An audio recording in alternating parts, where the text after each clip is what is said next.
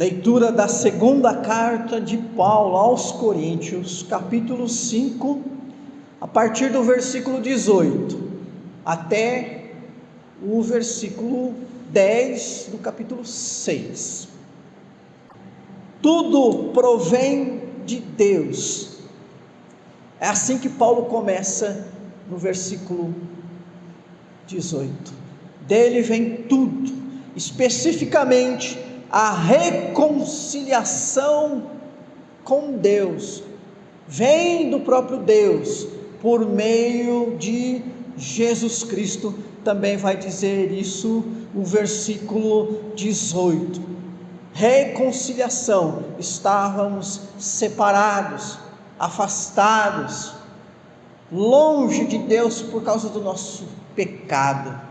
Deus é santo, o pecado não pode estar na presença dele, não pode haver comunhão entre o pecado e o Deus perfeitamente santo. Mas Jesus Cristo, por meio do seu sangue, pelo seu sacrifício, não por ele, mas por nós, fez essa obra que nos deu o perdão, e em Cristo somos então lavados pelo seu sangue, santificados, e Deus olha então para as nossas vidas, através de Jesus Cristo que está em nós, e que opera em nós, e nos vê pessoas totalmente aptas para estar na sua presença. Existe reconciliação, existe paz, existe comunhão dos reconciliados com Deus, obra de Deus, obra que provém de Deus, esse Deus cheio de amor e misericórdia. Deus fez tudo o que o ser humano precisa para viver em comunhão com Ele. Ninguém no dia final, no dia do juízo, poderá dizer: não estou junto dos salvos, ou não vou para junto de ti, porque a tua obra não foi boa, porque a obra de Deus não foi completa, porque a obra de Deus não foi suficiente, porque a obra de Deus foi imperfeita, porque a obra de Deus não alcançou, ou não teve o alcance que precisava ter tido. A obra de Deus é completa. A reconciliação é obra de Deus, porque nem todos estão então vivendo essa condição, porque essa reconciliação, irmãos e irmãs, não é automática. Nenhuma pessoa nasce já reconciliada. Acabei de falar do trabalho que tivemos com as crianças, onde foi pregado o Evangelho,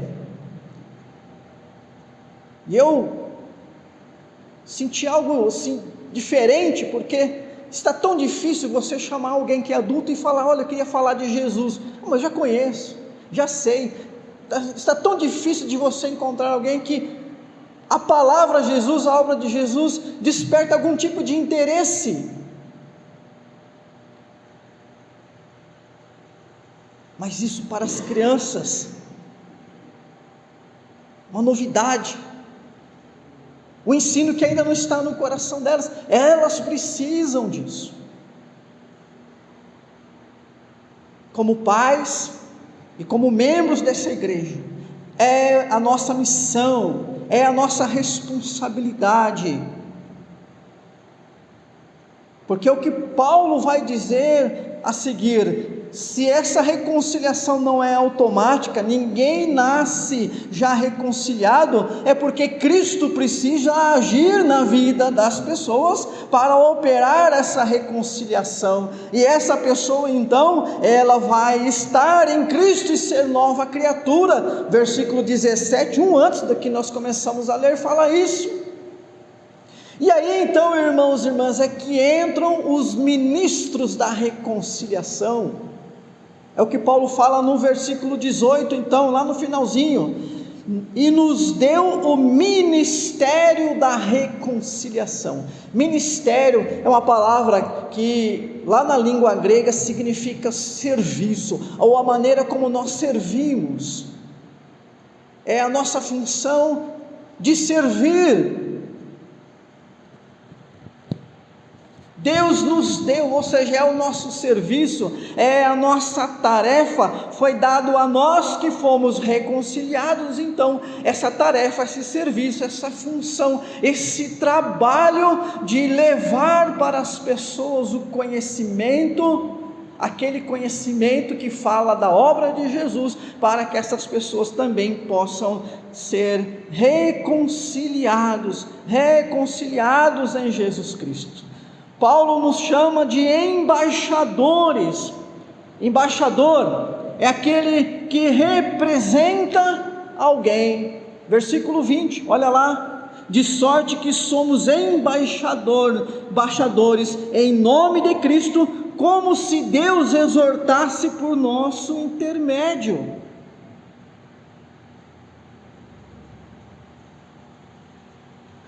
Deus exortando.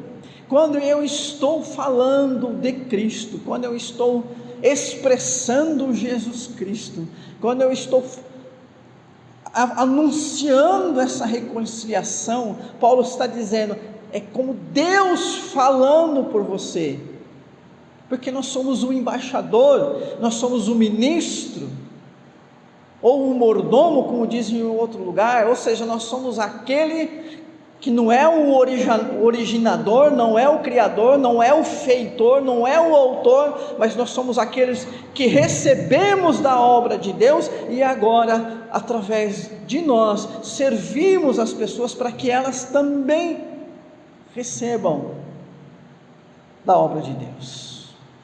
É passar adiante aquilo que você recebeu. O que é, queridos irmãos, irmãs? Algo que me parece lógico e natural, porque sempre que temos alguma coisa boa, há um ímpeto em nós de que falar disso, de passar isso adiante, de repartir isso. Todos nós ficamos extremamente satisfeitos quando nós espalhamos a bondade, quando nós fazemos com que o bem que está em nós, do qual nós usufruímos, também vá para outras pessoas. Tenho certeza que você se sente muito bem quando ajuda alguém, quando auxilia alguém, seja um enfermo, seja alguém mais debilitado que você, alguém que está passando um momento, que naquele momento ele precisa de um porto seguro, e você pode ser, seja qual for a situação dela. Como é bom esse sentimento, e é isso que Paulo está dizendo aqui, essa é a nossa função. Deus falando por nós, por isso nós somos chamados de cooperadores. Olha lá o capítulo 6, versículo 1, na qualidade de cooperadores com Ele. Ele quem? Deus. Quem somos nós para estar nessa situação, queridos irmãos, irmãs, de cooperar com Deus? Operar é realizar uma obra, e a obra aqui é o do ministério da reconciliação, de levar esse conhecimento, para outras pessoas. Essa é a obra, mas a obra é de Deus. Nós somos só os embaixadores, não é isso que Paulo diz? Somos só os ministros. Deus opera, até porque não somos nós que reconciliamos, não somos nós que temos poder para restaurar ninguém, mas é por nós, por isso cooperadores, ou seja, aqueles que operam junto com Deus. Você já percebeu que posição privilegiada é essa? Você, um representante de Deus, não é um representante de uma multinacional, não é representante de uma grande marca que ocupa a mídia, não é representante de uma pessoa famosa,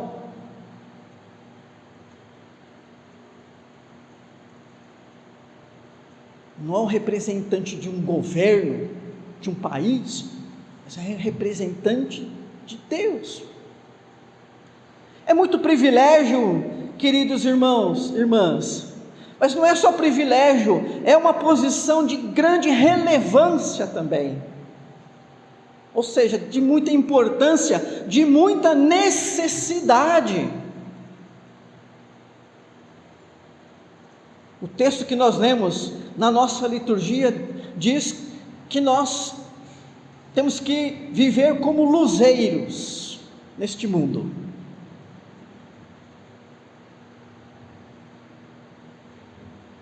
A luz, ela elimina as trevas. Quando existe luz, não existe uma acomodação, sabe? Vamos supor, você tem um copo de água e joga óleo dentro, vai haver uma certa acomodação, a água vai ficar num lugar, o óleo fica no outro, mas ficam tudo dentro do mesmo copo, certo? Não é assim que acontece. A luz elimina as trevas. Quando há luz, há ausência de trevas, não há mais trevas. A treva não está mais ali, a escuridão não existe mais, não convivem, coabitam e coexistem luz e trevas. Qual é a condição do mundo, queridos? Geração corrupta e pervertida. Nós vivemos num mundo de trevas, a gente não pode se enganar, queridos irmãos e irmãs. Vivemos num mundo que tem de tudo, ou de tudo pode ter, mas da presença de Deus não tem nada.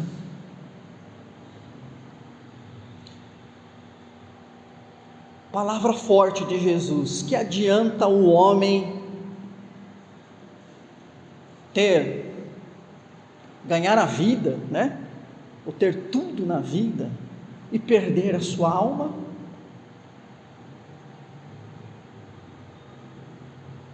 Como seria importante talvez estampar isso, né? Uma frase, em algum lugar que a gente pudesse lembrar. Põe tua cabeça no lugar, porque nós vivemos num mundo, um mundo que é consumista. O nosso mundo foi transformado numa grande máquina consumidora. Antigamente dizia-se que o ser humano era o Homo sapiens, né? Ou o homem sábio, o homem racional. Depois ele passou a ser o Homo faber, né? O homem da fábrica, o homem da produção. Depois ele se tornou o homem tecnológico, com o avanço da ciência. A ciência moderna desenvolveu a tecnologia de tal maneira que hoje nós produzimos e usamos tecnologia como nunca existiu e aconteceu na história da humanidade.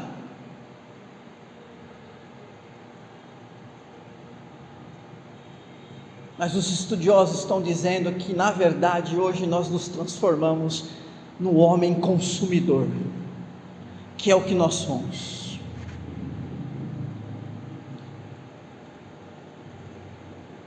Para muitas pessoas, os melhores momentos são vividos ou num shopping center, ou nas redes sociais. Os shopping centers são feitos para afagar aquele nosso lado consumidor. O sistema nos faz assim, torna isso uma necessidade. Toda a economia, toda a política, todo o jogo das nações, toda a estrutura social está feita para que nós sejamos esta máquina consumidora. E o grande problema, queridos irmãos e irmãs, que parece que nós gostamos tanto desse modo consumista de viver, que até mesmo os relacionamentos, as pessoas passaram a ser produto de consumo. Por isso, descarta-se cônjuge, descarta-se amigos, descarta-se grupos sociais, comunidades, descarta-se com facilidade e parte para outra com mais facilidade ainda. Porque é como se eu trocasse apenas a marca do meu tênis, ou como se eu apenas mudasse a cor da minha camisa. Ora, se aquela cor não me agrada mais, ou se o conforto daquele tênis não é o melhor, eu posso ir lá e facilmente trocar isso. Então por que eu vou manter relacionamentos que não trazem prazer, benefício?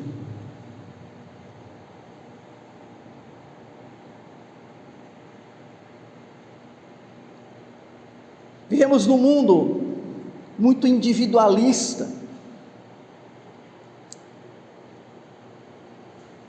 O tempo que nós vivemos, queridos irmãos e irmãs, diferente de como era o mundo há alguns séculos atrás. É o tempo em que o indivíduo foi colocado acima da coletividade. Nos tempos mais antigos, na antiguidade, mesmo no período medieval, a coletividade estava acima do indivíduo. O indivíduo existia para o bem da comunidade. Ele era alguém que estava ali, a função dele era servir a comunidade, a coletividade. Os tempos modernos que nós vivemos inverteram isso. Hoje, o indivíduo está acima da coletividade. E muitas pessoas, e não poucas, por causa do egoísmo, então estão vivendo um tipo de vida em que acham que a coletividade existe para servi-la. Ser tratado como um indivíduo e ser respeitado como um indivíduo, podemos dizer que foi até um progresso do pensamento humano. Mas o problema, queridos irmãos e irmãs, que por causa do pecado o ser humano tem a capacidade de distorcer todas as coisas. E essa condição de ser um indivíduo relevante tem dado a muitos essa posição de que ele existe para ser servido pela coletividade, segundo as suas próprias regras. E isso talvez seja a pior coisa do individualismo, porque não é a coletividade que faz a regra do que é bom, do que é melhor, do que é certo, mas cada indivíduo se acha na condição e no direito de falar: é assim que os outros têm que ser, porque é assim que eu entendo que tem que ser, porque é assim que eu quero que seja, e me respeitem, porque eu sou um indivíduo, eu tenho direitos, portanto, façam para mim do jeito que eu quero. Esse é o mundo que nós vivemos. E evidentemente que é um mundo que não conhece o amor de Deus, ou o amor da sua forma mais pura e perfeita. Amor agora virou só tema de música popular, onde ele se resume à paixão e a relações carnais, de todo tipo inclusive. Mas aquele amor sacrificial, aquele amor que está em 1 João 3,16, como Cristo Jesus nos amou e morrer por nós, assim também nós amamos os nossos irmãos e morremos por eles. Isso, você para com isso. Então, queridos irmãos e irmãs, essa é uma pequena amostra da sociedade que nós vivemos.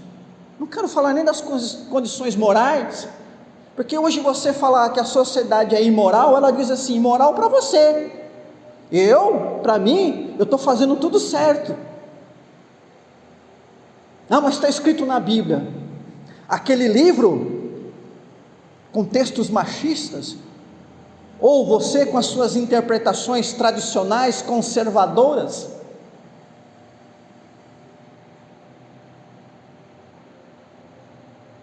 Você dizer que as pessoas estão vivendo errado hoje em dia, falar isso para elas é uma piada. Não quero nem entrar, queridos irmãos e irmãs, nessa situação, mas a clareza que nos traz a Escritura, porque ela para nós é a verdade, é ela que ilumina a nossa mente e coração. Ela diz: o mundo jaz no maligno, o mundo está em trevas, e só uma coisa pode eliminar as trevas, que é a luz, e a única fonte de luz se chama Deus. Deus é luz. O Espírito de Deus é a luz, a palavra de Deus é a luz, o Filho de Deus é a luz, e nós, reconciliados, somos luz, na condição de reconciliados, não na condição natural. O Alexandre aqui na condição natural é trevas, mas ele foi reconciliado, e nessa condição de alguém reconciliado,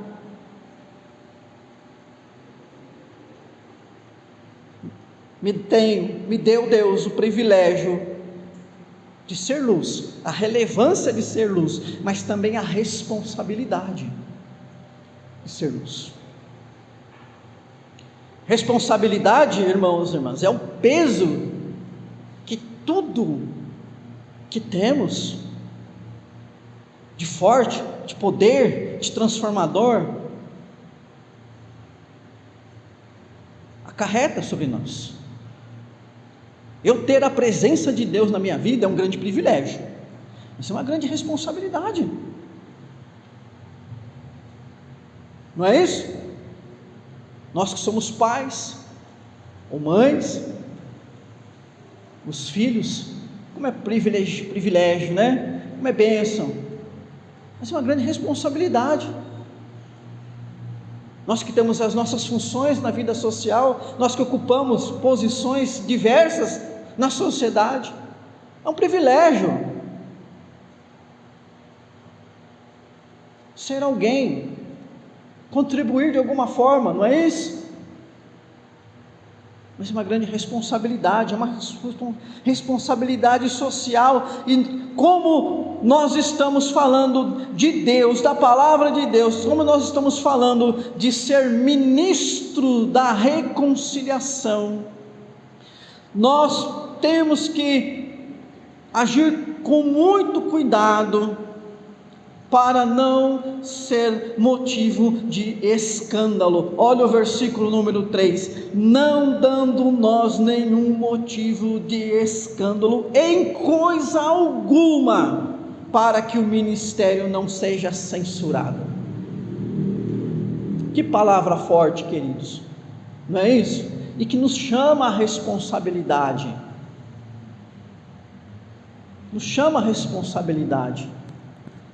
quando nós escandalizamos o ministério pode ser censurado. É como que alguém dissesse: você está falando de quem? Você está de brincadeira? Você, olha a sua vida, quem é você? Que autoridade você tem para falar disso? O apóstolo Paulo estava dizendo que ele não era motivo de escândalo. Logo, nessa condição, ele podia recomendar-se a si mesmo. Versículo 4, né? Então, como não somos motivo de escândalo, versículo 3, versículo 4, pelo contrário, em tudo recomendando-nos a nós mesmos, como ministros de Deus. Paulo não está recomendando Deus diretamente. Recomendar Deus, nossa, é a coisa mais fácil que tem. Qual é a dificuldade de você recomendar alguém que é santo, perfeito, todo-poderoso, justo, cheio de amor, bondade e misericórdia? Há alguma dificuldade de você recomendar esse ser para alguém? Mas aqui não está falando recomendar Deus, mas recomendar a si mesmo, como ministro da reconciliação. Aí está falando do nosso estilo de vida. É recomendar Deus? Sim, porque a reconciliação é obra de Deus, mas é recomendar Deus através da minha vida. Olha, eu quero te falar de uma pessoa, e você vai enxergar essa pessoa em mim. Eu quero te falar de uma obra chamada reconciliação, e você vai poder conhecê-la em mim.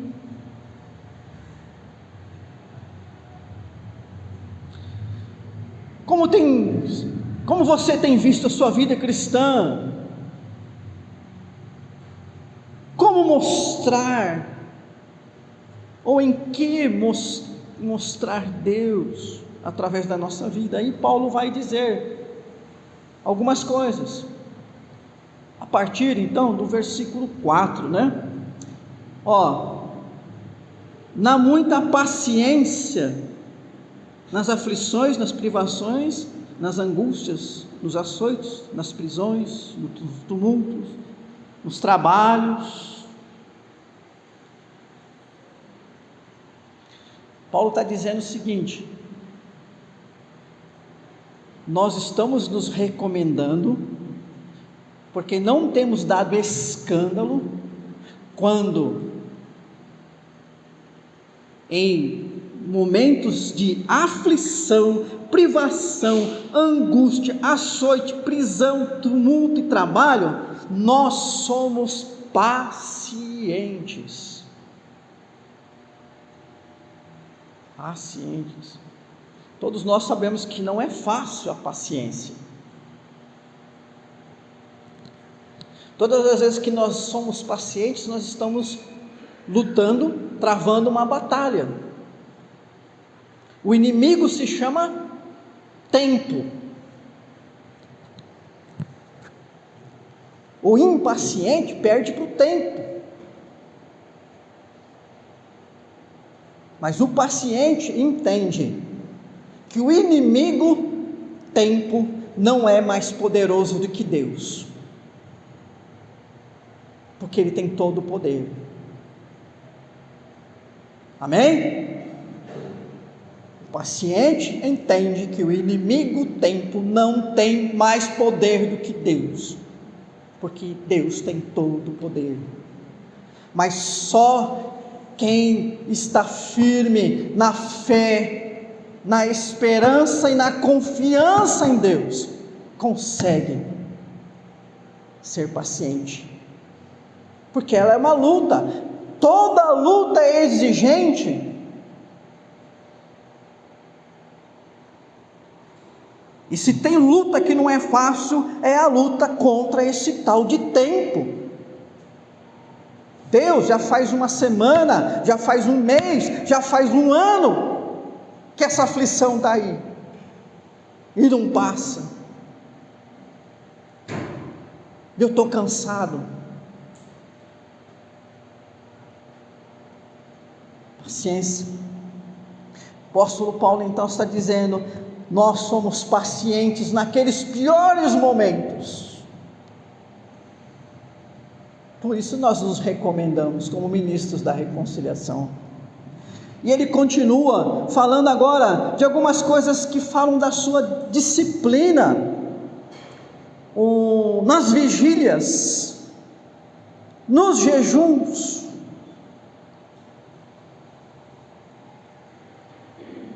A vigília aqui é aquela prática, aquela disciplina espiritual em que você troca o seu tempo de descanso para trabalhar na obra de Deus.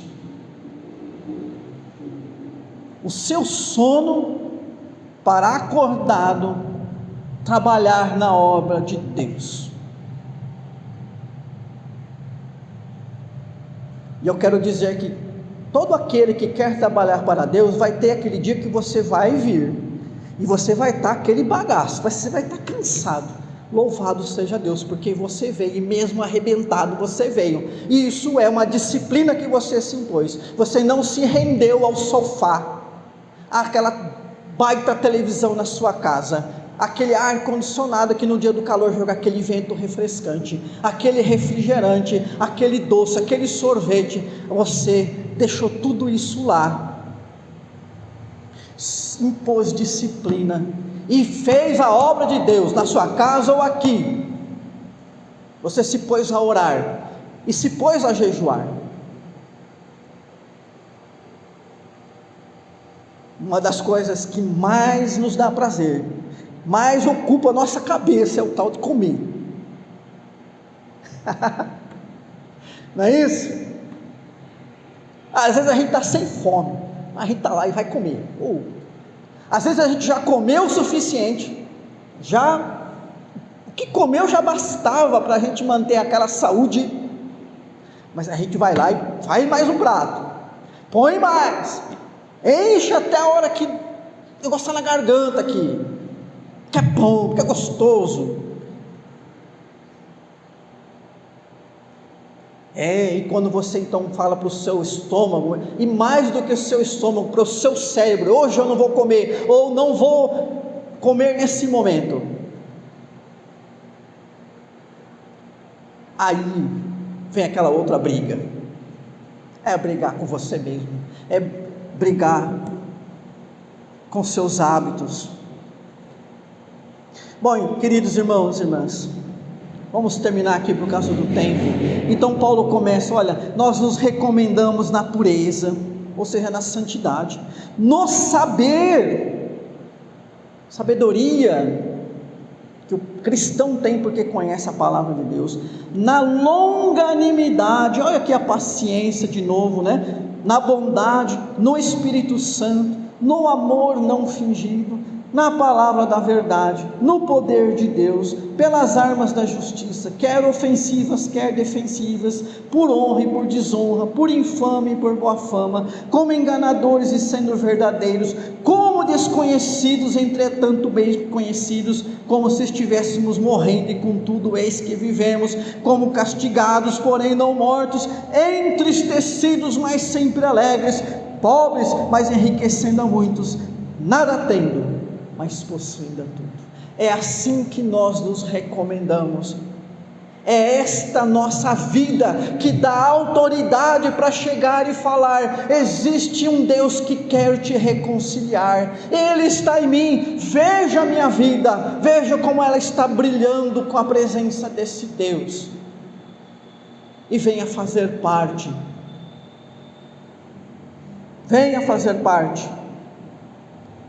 desse povo reconciliado. Versículo 20, lá no capítulo 5: em nome de Cristo, pois, rogamos que vos reconcilieis com Deus.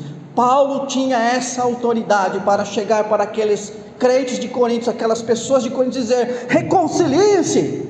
Ele tinha, porque ele tinha uma carta de recomendação para apresentar a sua própria vida. E que assim, irmãos e irmãs, seja conosco, que sejamos uma carta de recomendação, como um documento que dá credibilidade, que atesta as nossas qualidades e a veracidade do nosso testemunho, não porque somos os melhores, não porque a obra é nossa, mas porque há um Deus presente e agindo em nós, e é isso que nós queremos mostrar para as pessoas.